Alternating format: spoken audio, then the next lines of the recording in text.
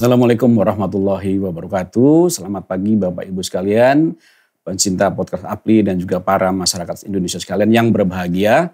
Alhamdulillah hari ini kita berjumpa kembali dalam kesempatan podcast dan di depan saya sudah hadir seorang boleh dibilangnya adalah Crazy Rich dari Surabaya atau Sultannya Surabaya ya, yang telah banyak malang melintang di bisnis dan kemudian akhirnya tertarik dengan satu kegiatan multi level marketing yang telah beliau tekuni sampai saat ini sudah sekitar 24 tahun. Dan beliau ini menyatakan bahwa bisnis itu adalah bisnis dengan hati. Artinya bisnis itu harus diikuti juga dengan hati dan perasaan untuk memuliakan dan mensejahterakan orang. Baik kita sambut sekarang dari Bapak Faisal Solihin atau beliau lebih dikenal dengan Om Ical. Lebih tenar dengan Om Ical. Ya. Terima kasih beliau sudah datang dari jauh nih, perjalanan dari Manila, Surabaya, kemudian juga khusus datang ke podcast Apli ini untuk menemui dan menceritakan segala pengalaman beliau tentang bisnis multi level marketing. Selamat datang Om Ical. Siap, dengan senang hati Pak Bayu. Iya, alhamdulillah. Terima kasih sudah hadir kemari ya Pak ya. Iya Pak, ini memang baru habis diundang seminar di Filipina Pak. Di Filipina. Nah, transit di Singapura, terus langsung ke Surabaya, langsung meluncur ke sini Pak. Untuk undangan Apli Pak. Wah, terima kasih sekali Apli mengucapkan ke Bapak nih. Iya makasih Pak. Tapi satu tadi, kalau dibilang Crazy Rich ngeri juga nih Pak. Nanti banyak yang tersinggung. Lu belum apa-apa udah di-crazy-crazyin gitu ya. Masih jauh Pak, masih proses, masih berjuang. Iya karena kan banyak kita sebut sekarang sultan-sultan ada Jakarta, betul. Ada di Surabaya. Bapak itu salah satu sultan di Surabaya, informasi seperti itu. Namun sultan yang berbeda dengan yang ya kita dengar yang lain-lain ya. Kalau yang sultan yang lain itu mungkin ada yang katakanlah berjaya, kemudian ternyata menyalahgunakan kepercayaan orang lain sehingga masuk pidana. Kalau beliau ini adalah memang yang benar-benar berbisnis dengan hati dan justru bukan membuat sengsara orang lain tapi malah membahagiakan orang lain. Amin gitu, Pak. Iya ini tugas berat ini Pak. Memang, Pak. Tapi enjoy Pak. Enjoy ya. Saya menikmati saya menikmati bisnis MLM ini. Dan beliau ini awalnya adalah seorang pengusaha sukses dalam bisnis vacuum cleaner dan peralatan rumah tangga dan menjadi salah satu supplier dari perusahaan pemasar retail terbesar di Indonesia juga salah satunya. Kemudian karena ada masalah di pandemi dan lain sebagainya, beliau pun sempat jatuh dan kemudian benar-benar jatuh sampai beliau menjual rumah dan mobilnya ya. Betul. Kalau nggak salah waktu dijual semua dan bahkan juga mencapai suatu titik boleh dibilang yang dalam kehidupan yang agak sulit ya. Menemui kesulitan ketika melahirkan anak ketiga, beliau menyatakan katanya tidak pernah punya uang sama sekali ya Pak. Iya Pak. Ya? 5.000 lah waktu itu. 5.000 ya? Ada uang. Oke, baik kita langsung gimana Pak? Silakan Pak. Hal apa aja yang sampai sekarang ini masih terus dikenang ketika masih barangkali sebelum seperti saat ini Pak? Iya, jadi memang pada waktu Krismon tahun 98 Pak, itu saya harus menjual mobil, saya sama partner bisnis kami itu punya mobil operasional ada 9 unit. 9. Terus rumah kami yang di Bintaro itu harus dijual Pak, dilipet harus nebus 1 kontainer alat-alat rumah tangga yang pada waktu saya order itu $2.200 naik sampai 15.800. Tapi karena saya harus menjaga kepercayaan orang terhadap saya Pak. Betul. Jadi saya tetap harus nebus kontainer itu Pak. Jadi saya berusaha sedemikian rupa, jual sedikit-sedikit, kemudian akhirnya saya bayar ke pabrik. Memang waktu itu dari pabrik di Amerika ngasih keringanan untuk ya silakan cicil tapi lunasin. Karena saya bilang kredibilitas nama baik itu lebih dari sekedar uang Pak. Betul. Jadi saya jaga waktu itu pelan-pelan saya lunasin pabrik di Amerika. Ya udah saya ada tuh 1 kontainer alat-alat rumah tangga yang menjogrok di gudang gitu ya. Pada waktu Krismon. Nah, di situ partner bisnis saya dari Australia mengenalkan satu peluang MLM ini. Dan saya tekuni sampai sekarang udah 24 tahun lebih nih Pak. Gitu, sampai sekarang Pak. Betul-betul satu titik balik ya. Artinya kalau satu ketika kita menemukan peluang, kita ambil terus jadikan itu suatu titik balik untuk merubah kehidupan kita. Nah, jadi pada waktu 98 mentor saya bilang setiap ada masalah selalu hadir peluang di belakangnya. Jadi saya mau lihatnya bukan masalah Pak. Peluangnya di balik itu. Iya, jadi kalau kita melihat peluang akan jadi besar. Demikian sebaliknya, kalau merenungi nasib, masalah itu akan jadi lebih besar. Jadi saya lihat peluangnya Pak. Peluang. Dan salah satu yang utama tadi adalah bisa menjaga kepercayaan mitra bisnis kita. Itu yang paling penting tuh Pak. Betul Pak. Meskipun harus jual 9 mobil dan rumah ya. Betul Pak. Yang penting kepercayaan tetap dijaga sehingga dalam kegiatan bisnis lain pun kita mempunyai harga diri yang baik gitu Pak. Betul. Ya, apa artinya kepercayaan itu mahal. Nggak bisa didapat sama orang murahan Pak. Betul. Ya, jadi saya menjaga nama baik Pak. Rezeki kan bisa dicari. Ya, dengan menjaga nama baik, kalau dulu 9 mobil dijual, 1 rumah dijual, sekarang mungkin udah balik 9 lebih Pak ya mobilnya ya. Ya mudah-mudahan Pak. Karena kebetulan beliau ini adalah kolektor mobil sport juga nih, keren nih. Oh Pak Bayu udah tahu juga nih. Saya senang hobi otomotif Pak. Dari zamannya kuliah, itu map kuliah saya, buku kuliah saya itu covernya selalu otomotif Pak, majalah otomotif. Mobil semua ya. Itu Pak, jadi padahal waktu kuliah aja saya harus kerja sampingan karena orang tua saya di tahun kedua bilang Bapak bangkrut, kamu pulang kata ibu saya. Saya kelahiran Lampung Pak. Jadi ibu saya dari Lampung bilang, Papa nggak bisa bayarin uang kuliah kamu lagi nih. Jadi tahun kedua itu saya harus kerja part time Pak untuk cari uang kuliah. Itu waktu sekolah kuliah dia? Kuliah di Parayangan di Bandung. Kuliah, biaya sendiri, cari dana sendiri gitu ya, kuliah. Kadang kakak saya ada rezeki berapa tiap bulan dikasih. Karena kakak saya udah mulai kerja Pak waktu itu. Benar-benar perjuangan yang waduh patut kita teladani nih. Jadi ada beberapa titik balik yang membuat saya kalau bahasa Jawanya menter gitu ya terhadap masalah. Jadi kayak suspensi itu ditekan baru biar bisa melambung lagi Pak. Nah jadi itu zaman kuliah saya ngalamin itu. Terus ya itu 98 Krismon itu Pak. 2 kali momentum titik balik buat kehidupan saya itu yang saya pelajari. Dan saya selalu lihat dari segi positifnya. Ya waktu itu karena memang lagi jatuh benar-benar sampai mobil dijual, rumah dijual. Kemudian usaha itu Bapak katanya pernah pakai naik motor tuh keliling-keliling door to door. Apa tuh Pak dulu tuh Pak? Sampai sekarang Pak motor itu masih saya pegang Pak. Masih disimpan ya? Iya. Mantap. Kemarin sempat ada TV minta saya syuting itu, saya bilang semua rumah ini motor saya, mobil saya ini dimulai dari sepeda motor Jialing ini Pak. Oh Jialing ya? Jialing. Dulu ada Jialing di sini Pak. Iya ada benar-benar. Itu yang waktu itu DP 0% cicilan 12 bulan tanpa bunga. Cuman mampu lagi itu. Promosi Pak. waktu itu waktu itu cuman mampunya itu ya. Itulah yang saya jadikan monumen lah ya. Iya, makanya mau dibayar berapa juga nggak saya jual Pak. Karena historikalnya itu ya sangat penting ya. Historinya itu Pak. Tapi sekarang masih bisa jalan Pak? Masih jalan. Masih hidup Pak. Masih saya hidupin ya. Jadi monumen hidup ya di keluarga Bapak semua ya. Iya, karena kan suatu saat anak-anak kami kan mereka kan lahir, waktu perjuangan mereka kan masih kecil Pak. Betul. Sekarang udah pada besar, nah saya bilang nih motor ini loh Daddy dulu berjuang gitu. Jadi dia tahu bahwa orang tuanya itu mulai dari nol. Mulai dari nol, tiba-tiba ujuk-ujuk langsung ya sugih lah gitu ya.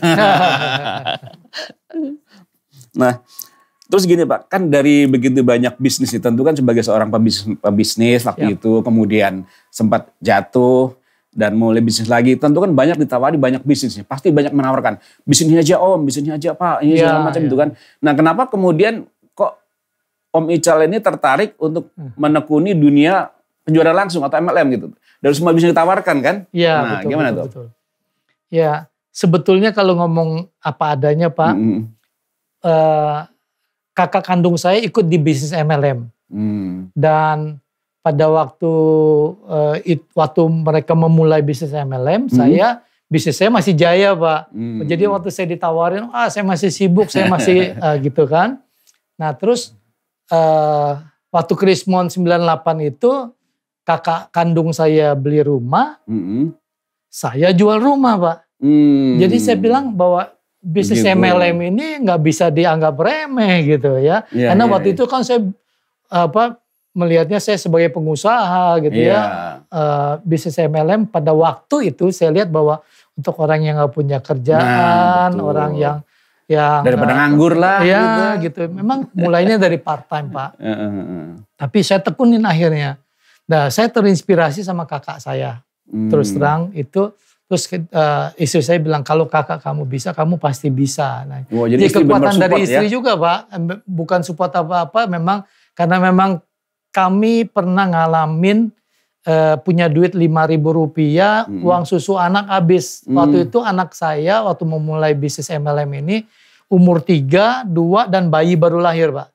Jadi betul-betul itu dan istri saya pegang duit Rp5.000, saya masih di Bandung Pak waktu itu.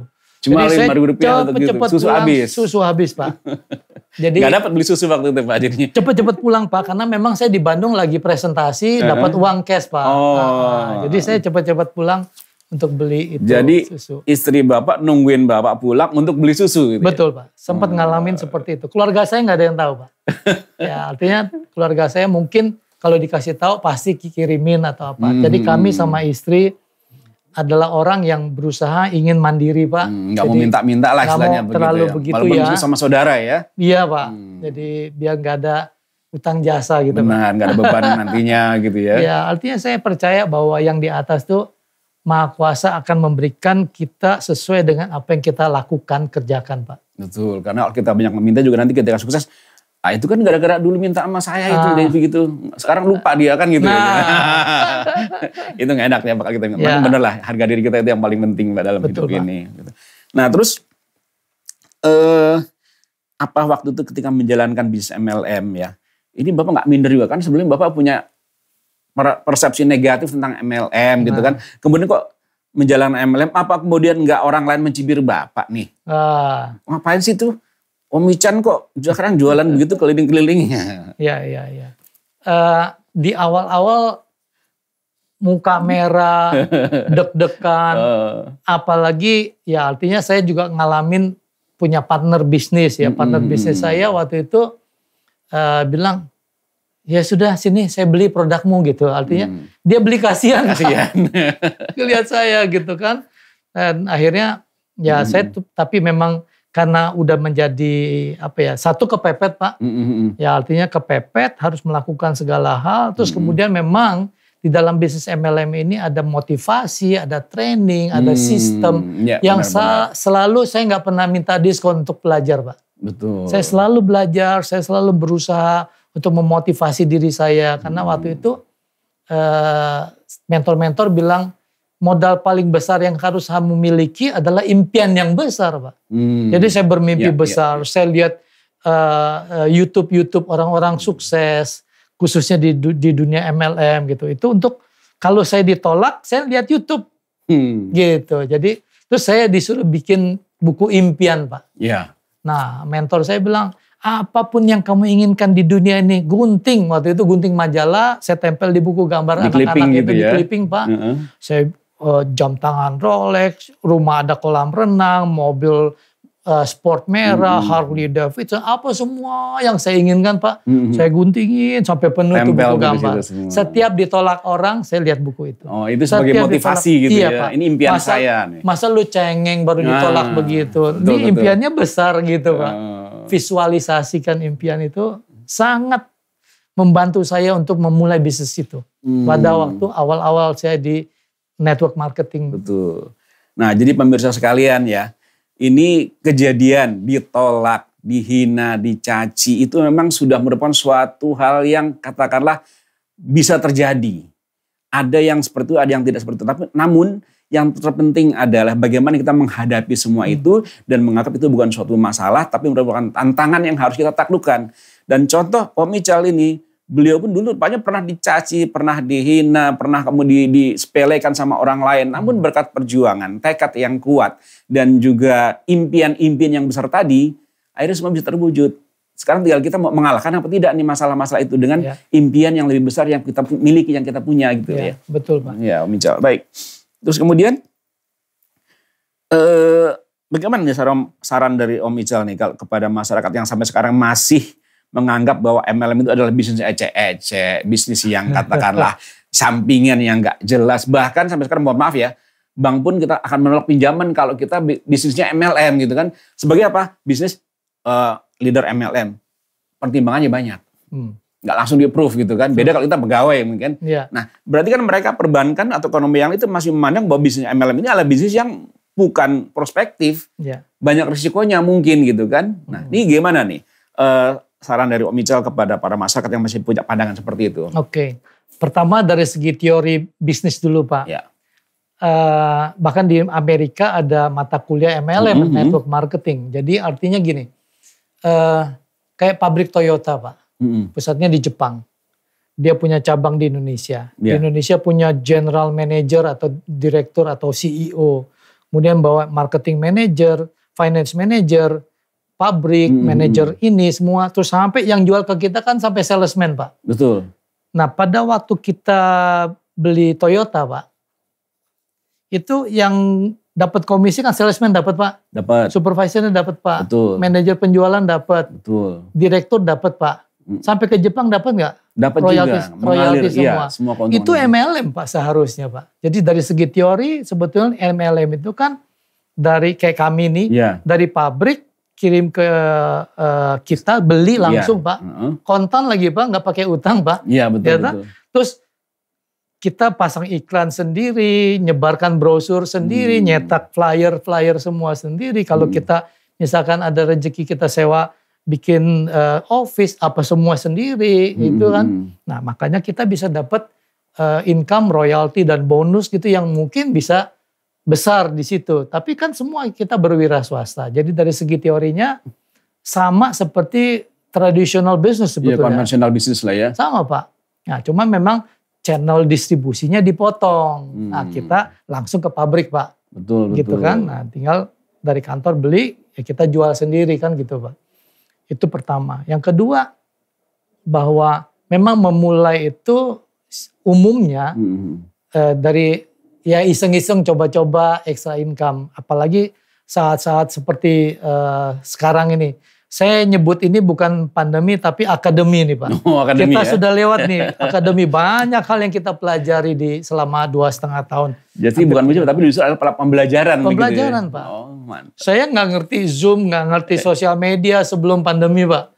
Tapi akhirnya saya belajar. Nah terus bahwa semua industri itu ya ada positif ada negatif Pak. Nah kebetulan banyak stereotip karena memang kan mudah sekali atau perusahaan itu yang mengatasnamakan MLM padahal dia sebetulnya cuma putaran uang. Betul. Selama pandemi setiap krisis itu kayak hujan jamur di musim hujan bertumbuhan semua. Yang money game Pak. Benar. Yang katanya gampang dapat uang.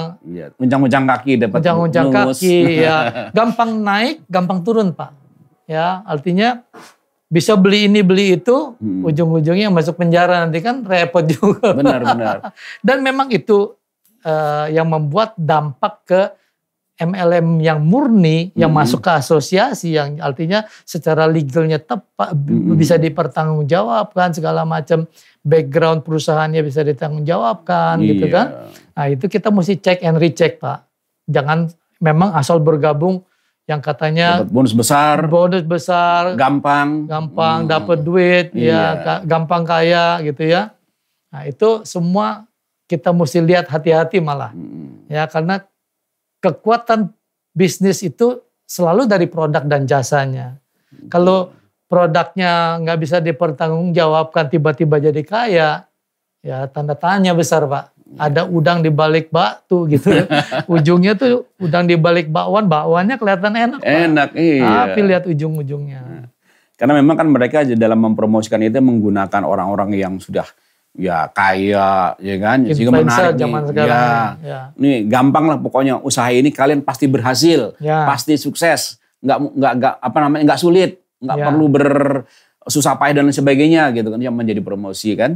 Ya itulah yang kemudian menyesatkan sebenarnya karena semua itu harus dulu dengan usaha. Seperti Bapak juga kan tentu Bapak jadi Om Michal ini kan pasti pernah juga jatuh bangun kan dalam bisnis MLM ini kan. Iya. Karena Om Michal kan pernah menyampaikan tuh, kalau kamu jatuh 10 kali nggak masalah. Yang penting 11 kali bangun. Iya. Kan gitu kan. Nah, gimana cerita jatuh bangunnya waktu ini nih? Saya waktu itu pernah di tahun keempat saya jalankan bisnis saya itu. Terus ada satu organisasi saya yang udah posisi leader nih Pak. Tiba-tiba tertarik dengan MLM lain yang katanya lebih gampang, lebih cepat kaya katanya gitu-gitu kan. Marketing plan-nya lebih mudah, lebih apa gitu ya. Satu organisasi gitu. Satu gerbong pindah semua. Satu gerbong tuh Pak. Artinya kan saya masih merintis juga waktu itu. Iya. Kalau dibilang nangis ya udah kering tuh Pak tangisan saya. Istri saya juga aduh. Tapi Bapak gak tertarik ikut pindah ya? Enggak Pak. Enggak ya? Ya betul-betul saya belajar bahwa loyalitas itu akan diuji pada suatu saat. Bagus, penting. Jadi memang loyalitas terhadap perusahaan, terhadap suami istri, terhadap apa.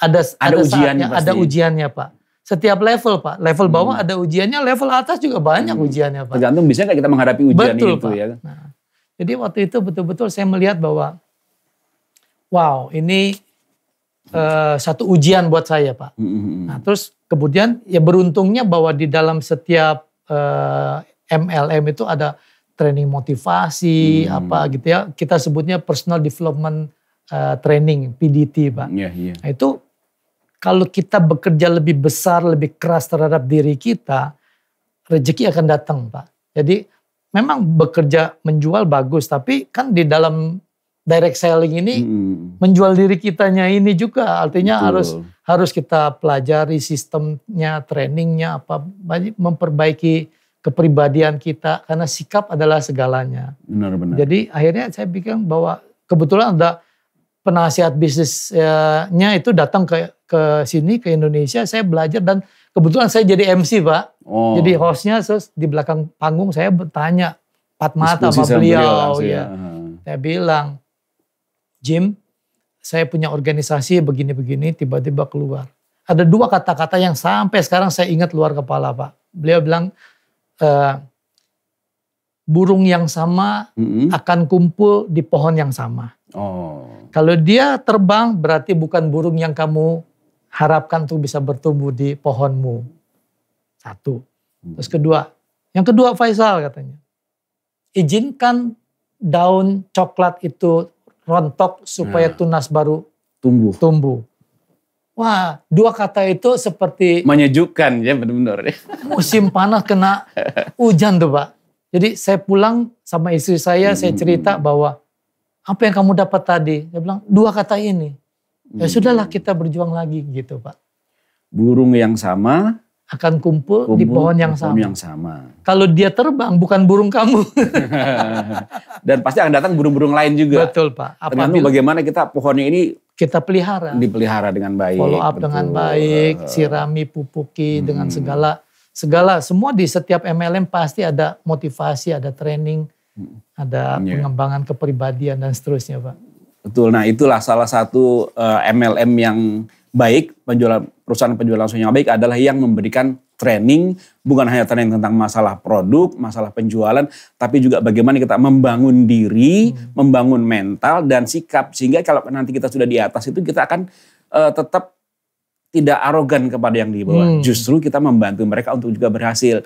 Inilah makanya dalam memilih suatu perusahaan multi level marketing yang benar dan baik itu perhatikan juga seperti tadi disampaikan oleh Om Michal, produknya semua registrasi dengan benar, bermanfaat, juga kemudian ada marketing plan yang baik ya Om ya. Dan juga terus ada pendidikan yang berkesinambungan dari pendidikan masalah produk, masalah sikap, mental, attitude dan lain sebagainya ya. Itu yang sangat diperhatikan juga dalam perusahaan penjualan langsung yang baik dan benar. Jadi kalau ada perusahaan yang menawarkan cepat dapat uang, cepat bikin tapi nggak ada pendidikan, nggak ada sebagainya, itu diragukan ya Om ya. Iya.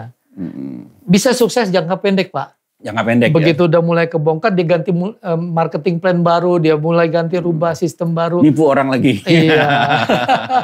Iya. Karena kalau saya istilahkan itu sebenarnya MTM. Apa itu Pak? Multi tipu marketing jadinya. Multi tipu. Loh iya jadi kan kita menipu orang. Kamu akan sukses di tempat saya begini-begini. Invest duit sekian, tenang aja. Ternyata akhirnya mereka merasa ketipu kan. Dia akan menipu orang lagi nih. Waduh sayang duit udah masuk ke sana nih. Kalau nggak balik gimana? Tipu orang lagi. Jadi gitu multi tipu marketing, jadi nipu lagi. Dan satu hal yang penting adalah uang yang kita dapat itu bukan uang halal. Betul Pak. Nah itu kalau uang nggak halal berarti nggak berkah ya Om ya? Betul, iya. Jadi suatu saat akan habis lagi Pak. Habis lagi, uang setan dimakan jin ya? Ya itu. Setelahnya ya.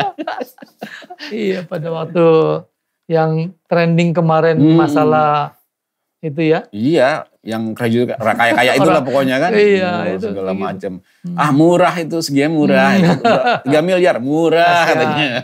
Tapi ujung-ujungnya kan kasihan juga. Benar, ya. Mudah-mudahan sih selanjutnya mendapat petunjuk, bertobat ya kan. Dan juga orang-orang yang sudah merasa kehilangan uangnya itu bisa katakanlah menyadari bahwa ini harus lebih teliti lagi dalam memilih bisnis. Jangan mudah tergiur gitu ya Om ya. Ya, semua ada uang sekolahnya juga sih. Jadi kalau udah masuk sekolahnya, jangan sampai gagal di tempat yang sama lagi. Ada banyak orang yang gagal sini, coba lagi, gagal lagi di situ. Ya, tapi artinya bukan perusahaan yang salah, tapi banyaklah introspeksi ke dalam diri gitu. Mantap nih, banyak pelajaran kita dapatkannya. Saya pernah mendengar nih Om, salah satu ungkapan dari Om ya, bahwa kesuksesan yang sebenarnya adalah ketika kita bisa memberikan kesuksesan kepada orang lain. Betul. Itu maksudnya gimana tuh Om? Di dalam network marketing bisnis, artinya kita kan lebih ke people business ini Pak. Ya, artinya bagaimana sikap kepemimpinan kita bisa membantu orang lain di bawah kita. Ya kalau kayak di toko kan, misalkan kita masuk ke ITC ini, toko handphone berderet. Betul. Nah, itu kalau nggak saya sikut kanan, sikut kiri, saya disikut gitu kan. Betul. Mereka bersaing banting harga, banting apa segala macam. Nah, tapi di dalam network marketing yang benar Pak, yang murni, itu kesuksesan kita adalah membantu organisasi kita naik Pak. Baru kita bisa dibilang sukses. Makanya gitu kalau kesuksesan yang cuman sendirian gitu kan gak seru Pak. Berarti gak sukses? Gak sukses Pak, belum sukses Pak. Memang kita mungkin bisa naik level duluan Pak. Tapi dengan membantu organisasi kita naik level Pak. Nah, kita semakin tinggi lagi. Makin tinggi lagi. Jadi kalau misalnya teman-teman kita banyak yang sukses, justru kita akan tambah sukses lagi ya. Betul, bukan malah berkurang kesuksesan kita, bukan ya? Pak. Gitu, jadi makanya ada di dalam industri network marketing memang kita mau ndak mau banyak baca buku kepemimpinan Pak. Ya jadi salah satu favorit saya John Maxwell Pak. John Maxwell. Ya itu bukunya Servanthood Leadership nih, kepemimpinan yang melayani Pak. Jadi seorang pemimpin yang sesungguhnya adalah harus mau melayani. Melayani gitu ya. Melayani. Bukan malah minta dilayani apa-apa gitu ya.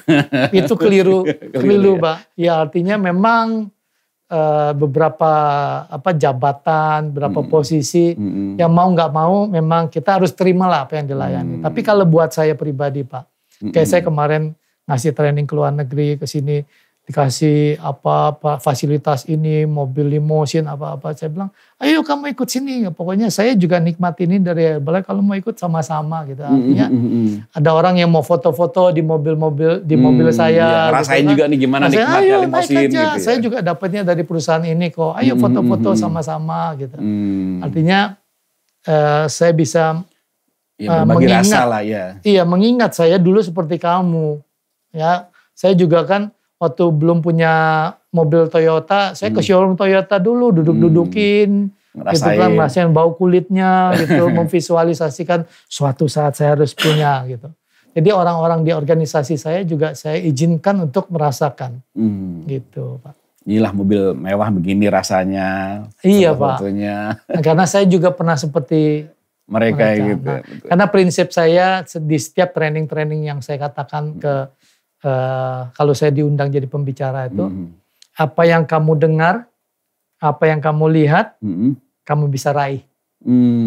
Gitu. Jadi kan pembicara ngelihat saya gitu Pak. Saya kayak gini, sama. Saya dulu juga kayak kamu. Pernah kayak gitu juga. Pernah, gitu. Pernah jatuh, ya lebih parah dari kamu. Gitu. Istri saya Pak, pernah harus melakukan presentasi. Zaman dulu kan presentasinya itu door to door Pak. Iya kan? Dari kami rumah di Bintaro Pak. Kan Tangerang harus lewatin DKI. Iya. Presentasinya ke Bekasi, Jawa Barat kan Pak. 3 provinsi itu Pak. Iya, saya itu. keluar kota. Antar provinsi itu. Saya pas lagi waktu itu keluar kota. Terus kemudian dia harus nyetir mobil sendiri Pak. Kami punya mobil kijang butut awal-awal tuh Pak. Udah gitu harus bawa anak lagi kan. Anak kan masih punya bayi. Ya, saya punya mertua yang luar biasa nemenin proses perjuangan kami. Kalau nitipin anak juga. Sampai di Bekasi itu cuma dibilang udah tinggalin sampelnya gitu loh. Sampel produknya tuh tinggalin katanya. Nanti saya pelajarin. Terus nggak mau nemuin gitu. Suruh pembantunya bilang gitu kan. Akhirnya Pak. Saya pulang lagi 3 provinsi nih Pak. Nangis di mobil telepon saya. Saya bilang itu bagian dari perjuangan. Nikmati aja dulu prosesnya. Suatu saat kita akan menjadi seorang yang sukses. Gitu. Jadi saya bilang gitu terus Pak. Iya kamu gak ngerasain, aku yang nangis. Iya udah jauh-jauhnya. Jauh Pak, cuma disuruh ninggalin sampel produk. Ditemuin juga ditemuin Pak, pembantu aja. Ya. Gitu. Jadi ya udahlah itu bagian dari sukses. Tapi saya yakin orang yang cuma naruh sampel aja tuh, sekarang misal lihat Bapak tuh. Mudah-mudahan Pak termotivasi Pak. Mudah-mudahan juga bisa termotivasi, oh ternyata ini suka, ya gak boleh seperti inilah gitu kan. Iya Pak. Tapi itulah bagian dari seni kehidupan Pak. Ya inilah enaknya seorang leader dari suatu perusahaan penjualan langsung ya. Benar-benar humble, rendah hati dan justru beda dengan konvensional. Kalau konvensional itu kan kalau kita sukses, jangan sampai orang lain ikut sukses. Betul. Nanti jadi pesaing saya dong. Betul. Ya kan. Saya jualan produk ini, ternyata sukses juga. Jangan. Ya. Yang lain begitu, kabur kita sikut dan lain sebagainya. Tapi kalau di perusahaan multi level marketing atau penjualan langsung ini justru seorang pemimpin itu adalah justru menginginkan orang lain juga sukses. Downline kita sukses semua. Jadi malah mengangkat orang lain jadi sukses juga. Dia nggak sukses sendirian ya. Iya, nggak sukses sendirian Pak. Malah kita beruntung kalau apa yang kita ajarin, tim kita di bawah bisa lebih pintar dari kita. Di dalam organisasi saya Pak. Kalau mereka lebih pintar justru kita bangga gitu ya. Lebih bangga senang. Pak. Oh, iya. Ya, saya dilewatin. Nggak merasa dilangkain, kurang ajar ya anak gua nih. Kenyataan gitu. Di dalam bisnis saya Pak, organisasi saya itu ada 2 leader saya yang levelnya lebih tinggi dari saya. Saya ajarin dari nol sama-sama gitu ya. Tapi karena memang dia bekerja lebih keras, first liningnya banyak gitu-gitu ya. Saya 2 ini lewatin level saya. Nah saya beruntung, 1 membuktikan bahwa bisnis saya bukan piramid. Siapa yang di atas dapat setoran dari bawah, terus orang stereotip bilangnya begitu Pak. Iya, tapi begitu membuktikan bahwa bisnis saya bukan piramid. Siapa yang bekerja keras bisa lewatin kita kan gitu. Nah jadi itu 1. Yang kedua, saya beruntung Pak. Mereka lebih pintar dari saya, mereka lebih hebat bekerja keras dari saya, meskipun saya ngajarin dari awal. Dan di setiap testimoninya dia di panggung, dia nyebutin nama saya. Gitu. Jadi saya itu yang nggak bisa dibayar dengan uang Pak. Benar. Ya, jadi kepuasan bahwa nama kita disebut di panggung, dan bahwa saya menjadi bagian dari kehidupan dari keberhasilan mereka gitu. Itu kan yang nggak bisa dinilai dari cuman mobil Ferrari, Porsche apa gitu ya. Tapi ya itu kenikmatan tersendiri. Betul. Yang saya nikmati itu Pak. Iya, jadi nggak seperti kayak guru silat ya. Kalau punya ilmu 10, 9 aja diajarin. Oh, iya. Nanti kalau 10, wah kalah no saya gitu kan. Justru tapi ini kalau yang kita ajarkan justru lebih pintar, lebih pandai, malah jadi bangga gitu gurunya gitu ya. Super sekali hebat.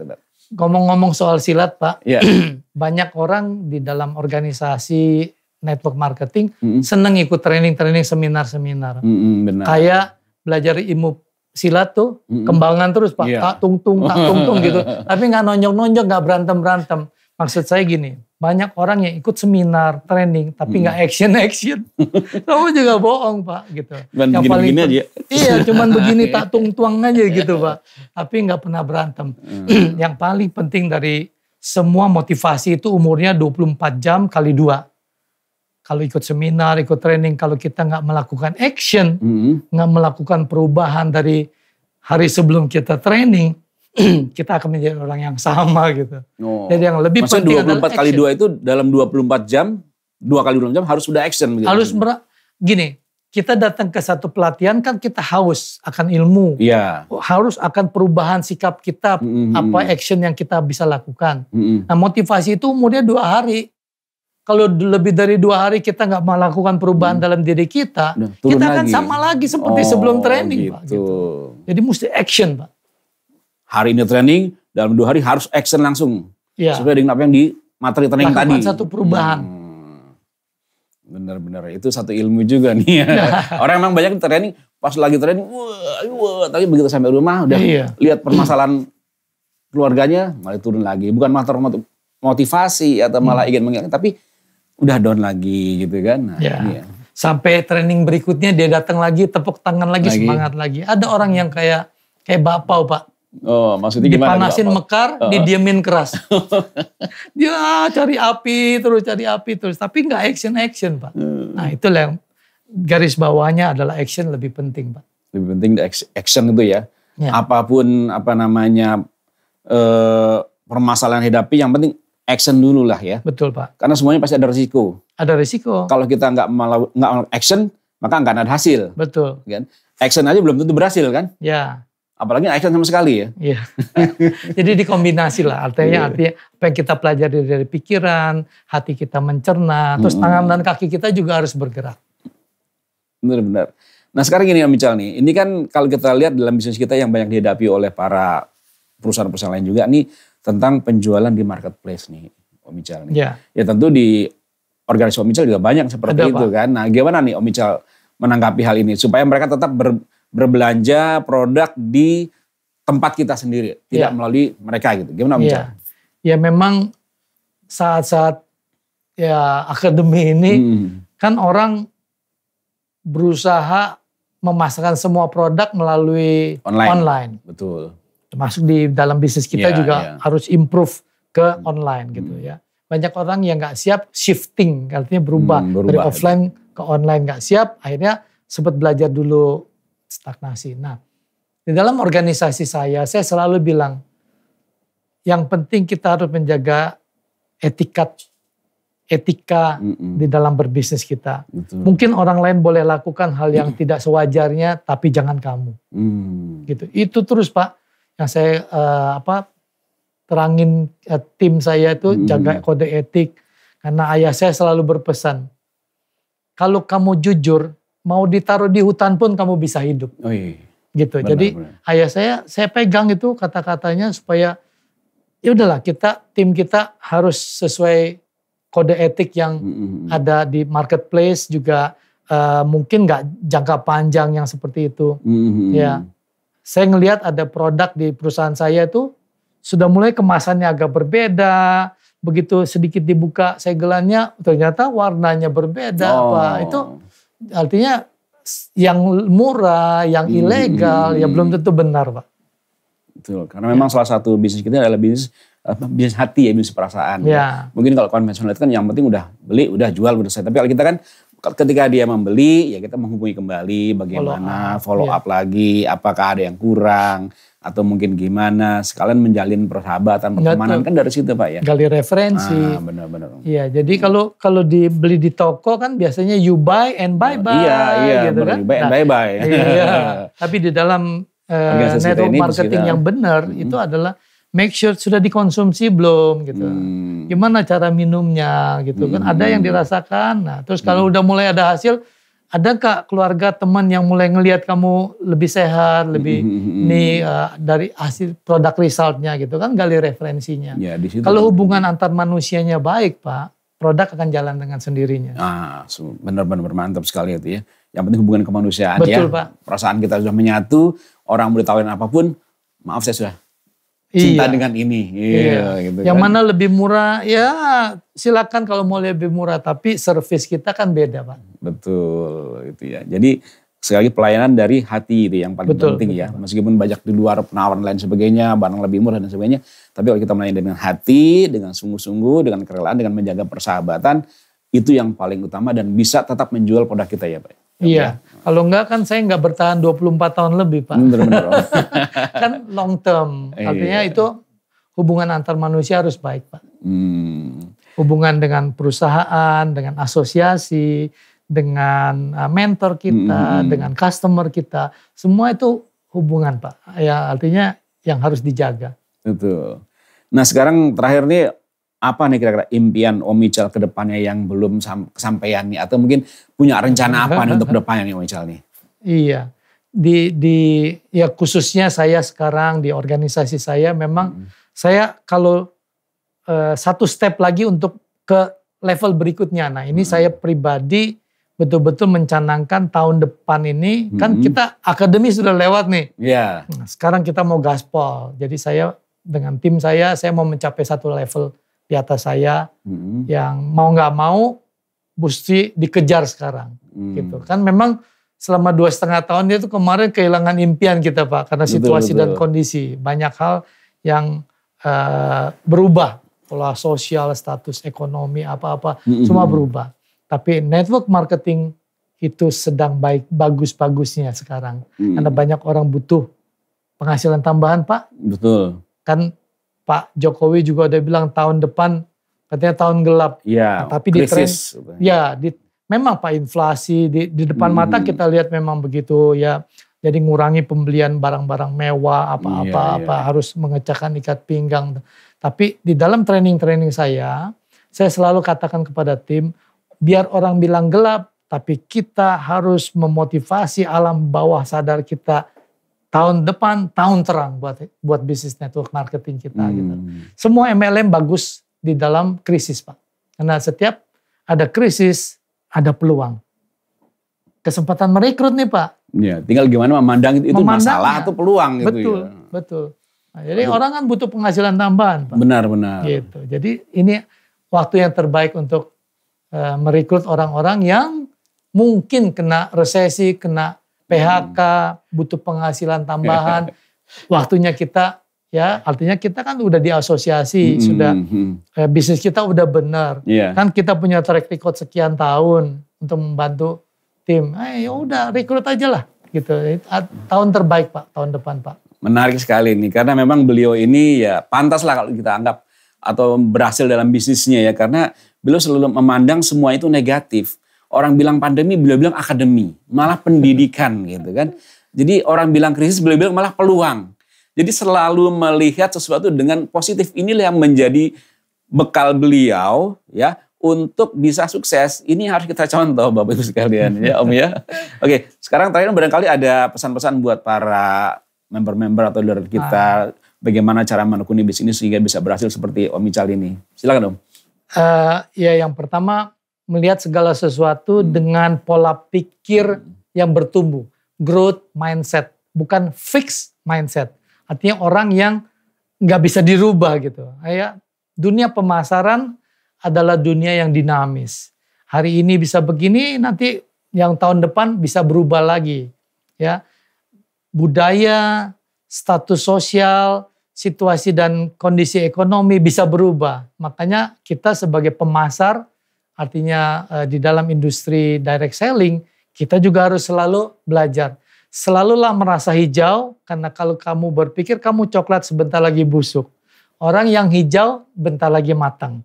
Jadi jadilah orang yang selalu menjadi gelas kosong. Ya, kalau ketemu orang selalu berusaha untuk belajar. Jadi karena kita akan dipenuhi oleh ilmu, pengetahuan, karena gelas kita kosong gitu. Kalau baru ketemu orang gelas kita udah penuh, sombong, gaya-gayaan segala macam, dikit tambahin sedikit tumpah gitu. Jadi selalu belajar, selalu update diri, mau nggak mau sekarang kita juga kan punya peluang yang luar biasa, yaitu waktunya kita untuk bekerja sangat keras. Pada waktu momentum naik, kita harus mengendalikan diri. Artinya kayak kita naik seluncur di Kute ya, naik papan seluncur dia surfing. Pada waktu ombaknya naik, kita harus berdiri dan mengendalikan diri gitu ya. Karena pengendalian diri ini penting, fokus kepada tujuan akhir apa yang mau dicapai. Karena pada waktu kita melawan ombak itu kan paddlingnya kan berenangnya susah. Tapi pada waktu ada momentum bagus, kita harus mengendalikan diri, fokus kepada tujuan impian kita, maka kita akan sampai kepada apa yang kita harapkan. Jangan menyerah, karena kalau menyerah itu hanya ada di dalam pikiran kita. Yang kita pikirkan adalah maju terus, bangun, jatuh 10 kali, yang penting bangun 11 kali. Sukses untuk kita semua. Itu aja tips saya, Pak. Baik. Terima kasih, mantap, sangat super, dan apalah kata-kata yang paling hebat untuk beliau ini ya. Terima kasih, banyak sekali manfaat yang kita dapatkan, dan mudah-mudahan manfaat ini juga bisa memberikan kemajuan bagi kita semua. Itulah pesan-pesan yang terbaik dari beliau. Sekali lagi terima kasih kembali Om Ical atas kehadirannya di Apli Podcast ini. Dan terima kasih juga kepada pemirsa, saya ucapkan selamat sukses. Wassalamualaikum warahmatullahi wabarakatuh. Terima kasih Pak Bayu. Ya.